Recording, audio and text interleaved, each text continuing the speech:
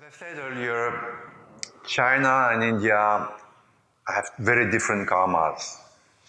China has a black karma, the Dalai Lama said, because not only he killed 1 million Tibetans, but the Chinese also killed, Mao Zedong killed many Chinese in his different mad programs. And India never invaded another country, never tried to impose its religion. And whatever the BBC says about Kashmir, India has been a very tolerant nation where every persecuted minority in the world found refuge. From the Jews, in the first century, when they fled the sacking of the Temple of Jerusalem, to the Parsis who were persecuted in Iran and who found refuge in India, to every minority has been here in India and has been able to practice, till the Tibetans today, who are persecuted in their own country in Tibet by the Chinese, but in India, in Dharamsala, have been able to recreate their medicine, their religion, their education, also great freedom, great tolerance of the Hindus. And this is because of the Hindus, not because of any other community. It's because the Hindus accept that God manifests different places, different times, with different scriptures, and takes different names, whether it is Christ or Mohammed or Zarathustra or Krishna or Buddha, because they know that they accept every other religion in the world, and it is still true today. And the Tibetans have the very proof of that. It is unfortunate that it's been a one-way traffic, that Hindus, though they accept everybody, have been the most persecuted people in the world. And even today in Kashmir, the 400,000 remaining Hindus of Kashmir were chased out of the valley of Kashmir by the Muslims in the 90s. And today the same Muslims are posing as martyrs, whereas they are the ones who have martyrized other people. Very ironic. Now, this to say that when one compares India to China, China always comes on top. China is doing better economically, politically, socially, sports-wise. Why? Because there is an autocratic government at the top of China. There is a dictatorship. And it's been able to impose, 2 children or 1 child per couple, or, if they want to build a dam, they expropriate 1 million people, nobody dares to say anything.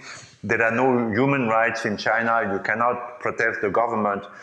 So far, the Chinese government, the communists have been able to control, and thus they have a better economy. But if this black karma happens, as it seems to be happening now in Hong Kong, the Chinese are going to crumble slowly, and then India will come up, because China is India's most bitter and most dangerous enemy. Not Pakistan, mind you. Pakistan is the brother, though the religion is different. If you go to Pakistan, even today, the Pakistanis eat the same, they dress more or less the same, they talk the same. You can't really differentiate a Pakistani in Lahore from an Indian in Delhi, except for the religion. But the Chinese are very, very different, ethnically and culturally and religion-wise, and they're a very, very dangerous enemy.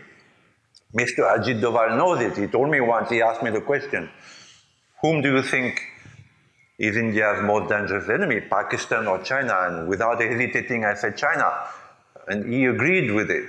And we see that every prime minister of India from 1947 to today has been duped by the Chinese, because the Chinese pretend to be Indian friends.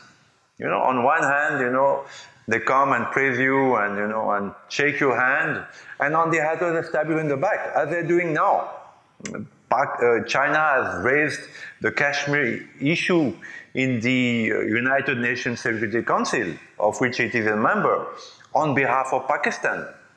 And again, India gets stabbed in the back. So I think India needs to be more conscious that China is a dangerous enemy.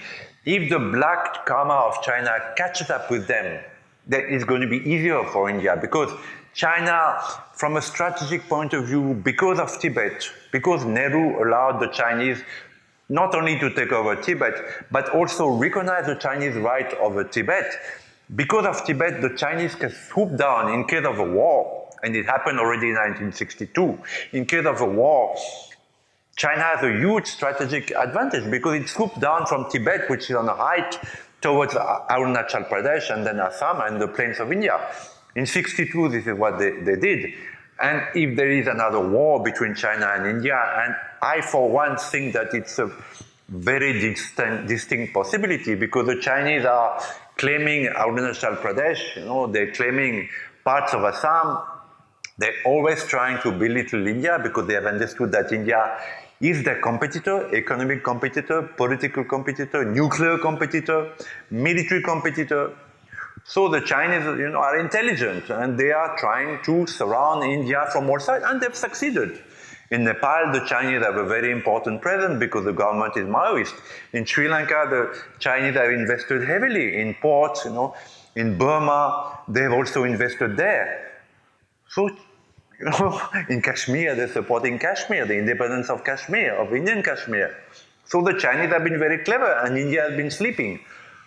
So my hope has always been that the black karma of which the Dalai Lama speaks about of the Chinese will catch up with them, as it seems to be doing so now in Hong Kong.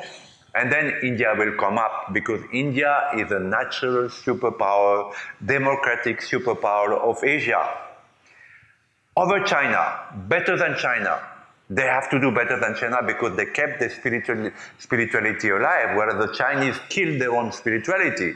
Buddhism was eradicated by Mao Zedong during the Cultural Revolution. So India is actually on paper, and from a spiritual point of view, inner point of view, better off than China. So India is a natural superpower in Asia, and it is my prayer that it will become so. Namaste.